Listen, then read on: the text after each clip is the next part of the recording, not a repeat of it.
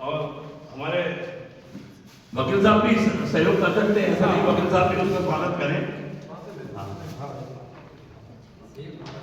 हाँ माला माला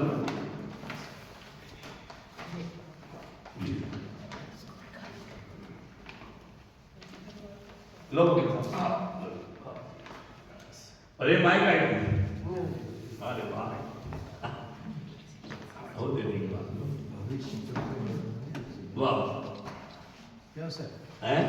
आपके ऊपर भविष्य देखा। हाँ अभी तो पूरे अपने होशंगाबाद संभाग में national media foundation news channel के एक ही मात्र अभी जो है ब्यूरो है। हम सब स्वागत करके इनका स्वागत करें ताली बजा के।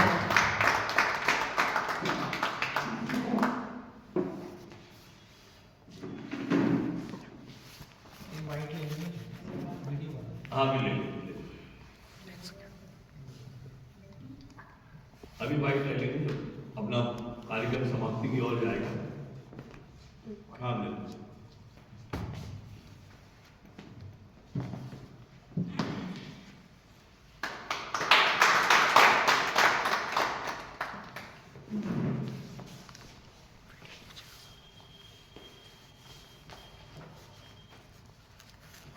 उमेश जी आइए।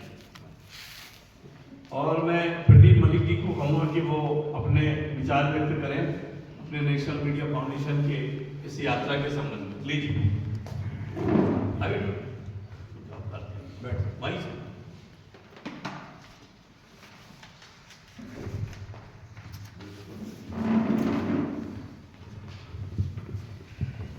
जैसा कि आप सब भली भांति जानते हैं कि भारतीय पत्रकारिता की स्थापना दिवस 29 जनवरी 2026 को नेशनल मीडिया फाउंडेशन के द्वारा 54वां सेमिनार और सम्मान समारोह जयपुर में आयोजित किया जा रहा है। नेशनल मीडिया फाउंडेशन पर्यावरण दिवस और भारतीय पत्रकारिता दिवस और अन्य महत्वपूर्ण दिवसों पर विशेष कार्यक्रम आयोजित करता रहा है। इसकी कड़ी में ये 54वां राष्ट्रीय सेमिनार है।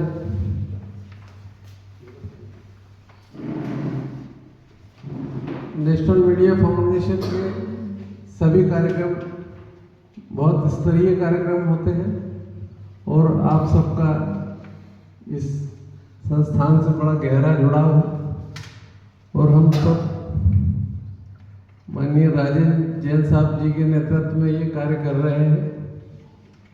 मैं समझता हूँ कि नेशनल मीडिया फाउंडेशन जैसे संस्थान देश भर में बहुत कम है जो सक्रिय रूप से कार्य कर रहे हैं। ये जैन साहब का एक जुझारूपन है और एक जिद है। वो प्रत्येक कार्यक्रम को उच्च स्तरीय कार्यक्रम बनाने का प्रयास करते हैं और इस कार्यक्रम में भी जहाँ तक मेरी जानकारी है कि 2 केंद्रीय मंत्री और राजस्थान के स्पीकर, विधानसभा स्पीकर इसमें शिरकत करेंगे और जैन साहब का ऐसा प्रयास है, जैन साहब का संपर्क पूरे हिंदुस्तान में है और ऐसा प्रयास जैन साहब का विचार है कि वे देश के चर्चित और बहुमुखी प्रतिभा के धनी सांसदों को भी कम से कम 10 सांसदों को इस कार्यक्रम में लाने का प्रयास कर रहे हैं और ये सफलता इसमें हमें ज़रूर मिलेगी। आप सबसे सक्रिय सहयोग की कामना है और अधिक से अधिक सदस्यों के साथ पहुंचकर इस कार्यक्रम को सफल बनाएं, ऐसा मेरा आग्रह है। धन्यवाद।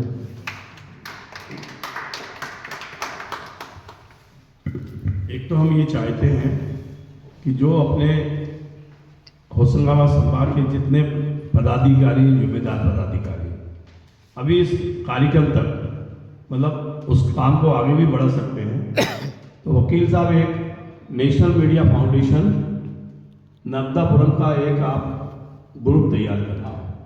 उस ग्रुप में हमारे तीनों जिला अध्यक्षों को जोड़ लें, अपने संभाग अध्यक्ष को जोड़ लें और बीके हिंदुस्तानी जी को जोड़ लें। ऐसे लगभग आप 7-8 लोग 10 लोग क्या एक ग्रुप बना लें, जिससे कि अभी अपने को कार्यक्रम करने में और कुछ बातचीत करने में आप लोग कुछ निर्णय लेने में बड़ी आप लोगों की सुविधा प्राप्त हो जाएगी। ये जरूर आप एक ग्रुप बनाने का काम करें, जिससे कि आप जो है आपको आसानी हो जाएगी इस काम को करने में। उसमें हमारे भविष्य श्रोती को भी जोड़ लेना। और अब ये आप लोगों की जिम्मेदारी होगी कि कोई ऐसी खबर है जो बैतूल जिले की खबर है जिसको अपन प्रदेश में प्रसारित करना चाहते हैं, उस खबर को भी अपन जो है एक ग्रुप और चैनल में अपन उसको डाल सकते हैं। इसके अलावा और किसी को अगर और कोई बात पूछना हो करना हो तो अभी भी हम लोगों से प्रश्न कर सकते हो जयपुर वाले कार्यक्रम के संबंध में। किसी को और कुछ बात करना है, बल्कि साहब आपको अपने विचार और रखना है, हो गई तो और नहीं एक बार और। जो जयपुर का अपना कार्यक्रम है वो सेलेक्टेड लोगों को ले जाना है। ऐसा नहीं है कि कोई शराबी कबाड़ी अपने साथ चला जाए, वह कार्यक्रम में व्यवधान पैदा करे। तो अपने को सभ्य समाज के हिसाब से चयनित करना है। ये नहीं कि किसी ने पैसा दे दिया 5,000 रुपया और किसी का भी सिलेक्शन कर दिया। इस बात का विशेष रूप से ध्यान रखना पड़ेगा। और चाहे पुरुष हों चाहे महिला हों, उनकी सारी सुरक्षा की जवाबदारी अपनी रहेगी। यदि महिला जाती हैं और बहन बेटियाँ जाती हैं तो उनकी सुरक्षा की जवाबदारी से अपने को ले जाना है, उनको सुरक्षित उनके घर तक पहुंचाना है। ये दूसरी जवाबदारी भी अपनी निश्चित रूप से रहेगी। तो अपने को कम से कम इन सब चीज़ों का ध्यान में रखते हुए ही जाने वाले व्यक्ति का चयन करना है। अन्यथा क्या होगा कि एक मछली पूरे तालाब को गंदा करती है। तो हम ये नहीं चाहते कि कोई ऐसी मछली चली जाए और वहाँ जाके फिर वहाँ से वापस वही बदनामी हो। हमारी इतना बड़ा कार्यक्रम हो रहा है और उसमें ऐसे ऐसे लोग आए मध्य प्रदेश से, तो कम से कम हम अपने प्रदेश का जिले का उसको गौरव को बनाए रखें। तो अपन वही व्यक्ति का चयन करेंगे जो बिल्कुल व्यवस्थित होंगे और अनुशासित होंगे, क्योंकि अनुशासित होना बहुत ज़रूरी है। तो उन्होंने कहा वाह है मैं तो यहाँ उतरूँगा ये काम करूँगा, तो नहीं, वो जो ग्रुप कह रहा है उसी के अनुसार चलना है। और वहाँ जाके भी 2 दिन का जो कार्यक्रम है हमारा विशेष तौर पर, उस कार्यक्रम में भी अनुशासित रहना पड़ेगा। जैसे RSS का अनुशासन होता है वैसे ही नेशनल मीडिया फाउंडेशन का अनुशासन रहेगा और उन्हीं के मार्गदर्शन में हमको चलना पड़ेगा। बस इतना ही अपने कार्यक्रम को रूपरेखा के लिए अपने को इन सब बातों का ध्यान आवश्यक रूप से रखना है। जैसी अपनी मीटिंग खत्म होगी, तीनों जिला अध्यक्ष वकील साहब को अपने मोबाइल नंबर नोट करा देंगे। भविष्य श्रोती जो है एक अपना ग्रुप बना लेंगे। अपने संभागीय अध्यक्ष अनिश नायर जी का भी नंबर नोट करा दीजिएगा। पूरा एक ग्रुप तैयार अपना हो जाएगा और अभी नंबर नोट करा देना, जिससे कि आज ही कल में एक नया ग्रुप तैयार अपना हो जाएगा। अब एक और मैं जो एक अपन ने इस कार्यक्रम में एक नई व्यवस्था जो दी है, टीम लीडर, उसके दायित्व समझ लीजिए। और विशेष रूप से दीपक वर्मा जी आप समझ लीजिए। जैसे आपने कहा कि मैं 11 लोगों को लेके जाऊंगा, 10 मेंबर होंगे, एक आप होंगे। अच्छा, ये भी है कि ऐसा कोई जरूरी नहीं कि जो नेशनल मीडिया के मेंबर होंगे वही जाएंगे। आपके मित्र, साथी, दोस्त, यार, कुटुंब, कबीले, परिवार के लोग भी आपके साथ जा सकते हैं। जिनका कार्ड नहीं बना है वो साथ में जा सकते हैं। हाँ, अब आगे बस 2 मिनट मेरी को झेल लीजिए, आगे फिर अपन समझते हैं। जो टीम लीडर की जो व्यवस्था की गई है वो समझ लीजिए आप बहुत अच्छी तरीके से। टीम लीडर का मतलब है कि 10 लोगों को, जिन लोगों को आप साथ लेके जा रहे हैं, उनको ठहराने के कमरों को, अच्छे कमरे दिलवाने की व्यवस्था आपकी जिम्मेदारी है। उनको ठहराना, उनका सबका आइडेंटिटी कार्ड होगा हर व्यक्ति का, उनको ठहराना, उनको समय पे भोजन कराना, उनको घूमने जब वो जाएंगे तो समय पे उनको क्या बोलते हैं बस में समय पे बैठालना। तो एक व्यक्ति 2 नंबर का है, एक व्यक्ति 1 नंबर का है, एक सो रहा है, एक नहा रहा है, वो सब जिम्मेदारी है। टीम लीडर सिर्फ आपसे बात करेंगे, आपके 10 मेंबरों से बात नहीं करेंगे। तो 10 लोगों को जो लेके आएंगे वो आपके रिश्तेदार हैं, आपके परिवार के, आपके कुटुंब के, आपके दोस्त यार हैं। तो उन 10 लोगों की टीम लीडर की ये जिम्मेदारी है, उनके स्वास्थ्य का ध्यान रखना और उनको मंच पे सम्मान दिलाना भी आपका काम है। टीम लीडर अपने 10 लोगों के साथ मंच पे जाएगा और उनको सम्मान दिलाएगा। इतनी जो भी मेहनत करेगा उसको, जो टीम लीडर है उसको 50% का उसको जो है उसको क्या मिलेगा, रिबेट मिलेगा। मतलब उसको 50% पैसे देना है। 4000 वाले को टीम लीडर को कुल 2000 रुपये देना है, लेकिन उसको 10 लोगों की देखरेख करना है। हाँ। अब आप टीम लीडर समझ लो, चाहे केयर टेकर समझ लो, चाहे पापा समझ लो, चाहे चाचा समझ लो, मुखिया समझ लो, क्योंकि हमारी टीम तो सिर्फ टीम लीडर से बात करेगी, उसके अलावा किसी से नहीं। उनको सर्टिफिकेट उनके बनवाना, उनको प्रमाण पत्र दिलवाना, वो सब टीम लीडर का काम है। तो आप सब संभाग की जिम्मेदारी किसके पास है? वकील साहब के पास। आप सब अपनी टीम की जिम्मेदारी इनको देंगे, आप अपनी टीम की जिम्मेदारी आप रखेंगे। इस काम को अगर अपन अच्छे से करेंगे तो अपना कोई भी साथी किसी भी तरीके से कोई नाराज भी नहीं होगा, उसको सुविधा पूरी मिलेगी। बस मैं ये कहना चाहता हूँ। और आज का एक प्रमुख प्रस्ताव है जो हम सब लोग होशंगाबाद संभाग में इसकी प्रस्ताव रखते हैं और इसकी निंदा करते हैं।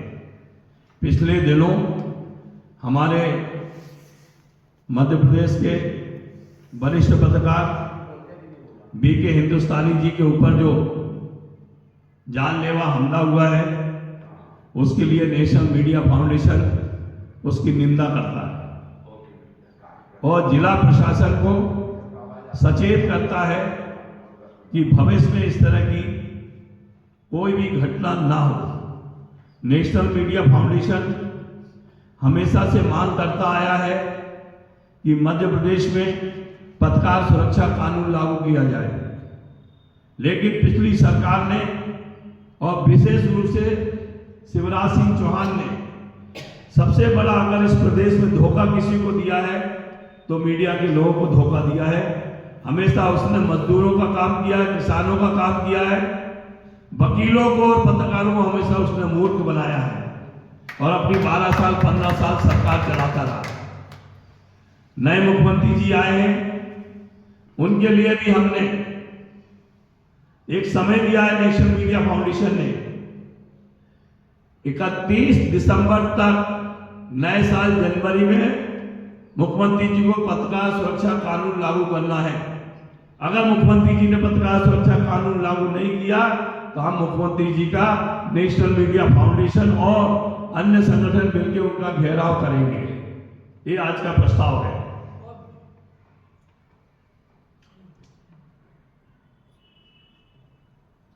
हमने जब हमको ये पता चला कि बीके हिंदुस्तानी जी के ऊपर हमला हुआ है और जब हमने उसकी जानकारी निकाली, ये तो बहुत जिद्दी पत्रकार है, ये जो माइनिंग के लोग हैं, जो सरकार को नुकसान पहुंचा रहे हैं, जो राइटी का नुकसान पहुंचा रहे हैं, ये उनके खिलाफ जो है लगातार रिपोर्टिंग करते हैं और लगातार उनको उजागर करते हैं, क्योंकि वो तो दबंग है। इनने तो जो कुछ भी काम किया है वो सरकार की रेवेन्यू का नुकसान ना हो उसके लिए किया है। जब मुझे पता चला तो मैंने एसपी साहब से बात की, मैंने कलेक्टर साहब से बात की। उन्होंने हमको कहा कि नहीं, लगातार हमने एसडीएम को निर्देश दिए हैं और जो अपराधी हैं उनको अरेस्ट करने जा रहे हैं। लेकिन होता क्या है, वो जो माफिया हैं उन माफियाओं ने पुलिस से मिल गए और जब भी 2-3 बार गांव में आए वो अपराधियों को पकड़ने के लिए पुलिस ने पहले सूचना कर दी कि हम आपको अरेस्ट करने आ रहे हैं, लोग वहां से भाग गए। कुछ लोग अभी अरेस्ट हुए हैं, बाकायदा उनके ऊपर कानूनी कार्रवाई हुई है। अब लेकिन हम ये बात जरूर कहेंगे कि अब पुनः इस तरह की घटना ना हो, ये हमने जिला प्रशासन को चेताया है और तो और मुख्यमंत्री जी को भी इस कानून बनाने के लिए हमने उनसे बातचीत की है, चर्चा किया, हमने कुछ समय दिया है। उसके बाद अगर मुख्यमंत्री जी इस कानून को नहीं बनाएंगे तो हम एक जंगी प्रदर्शन मध्य प्रदेश की विधानसभा के ऊपर करेंगे और मुख्यमंत्री जी का घेराव करेंगे। ये हमारा दृढ़ संकल्प है। 2018 में भी हमने 18 संगठनों ने मिलकर 10 जनवरी को हमने मध्य प्रदेश विधानसभा का घेराव किया था, जिसमें लगभग 5000 पत्रकार आए थे और 18 संगठन उसमें शामिल हुए थे। हमने 2021 में भी हमने दिल्ली में भी इस प्रदर्शन को किया था और प्रधानमंत्री जी को उसके लिए ज्ञापन सौंपा था। ये सब चीजें हम लड़ाई लड़ते रहेंगे। इसीलिए जब संगठन मजबूत होगा तो हम मजबूत होंगे।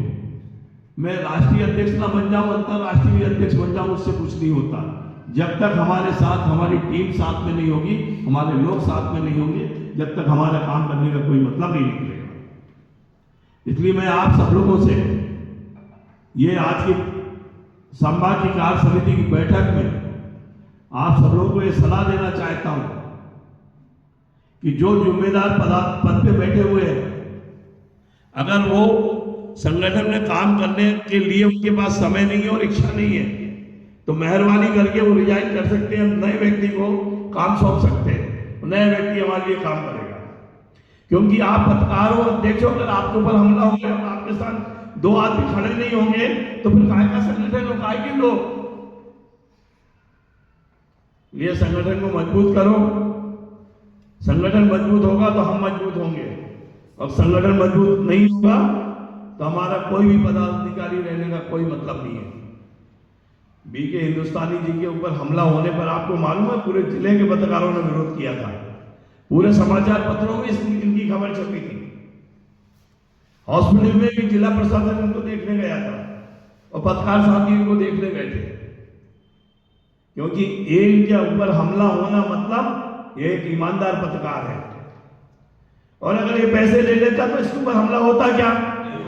नहीं होता ना भाई। कोई भी पत्रकार अगर खबर छापेगा और उससे अगर दोस्ती कर लेगा तो उसके ऊपर हमला होगा क्या?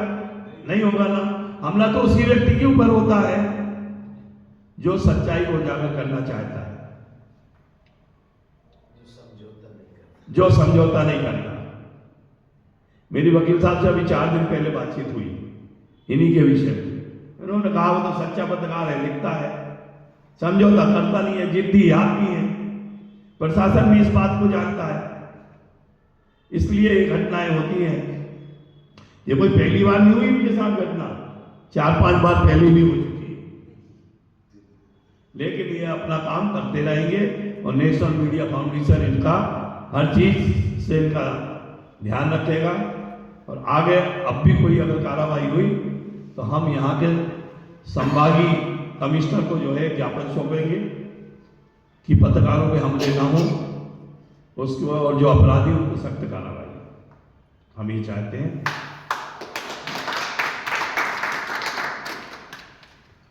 और अब लगभग सब अपना सब काम हो गया। हाँ है तो साल श्रीफल से भविष्य जी स्वागत करते हैं आप जी। भविष्य श्रोती साल श्रीफल से माननीय अध्यक्ष महोदय, राष्ट्रीय अध्यक्ष महोदय, नेशनल मीडिया फाउंडेशन का स्वागत करेंगे। आया होगा क्या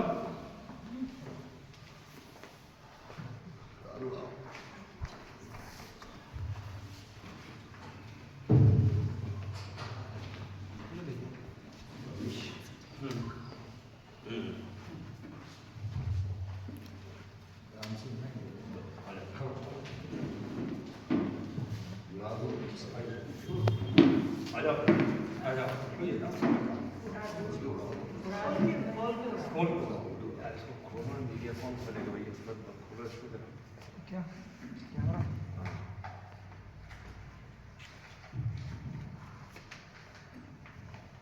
अरे बात नहीं मंदिर के साथ दक्षिणा नहीं है तो कोई मतलब नहीं उसका। मेरे ही आ गए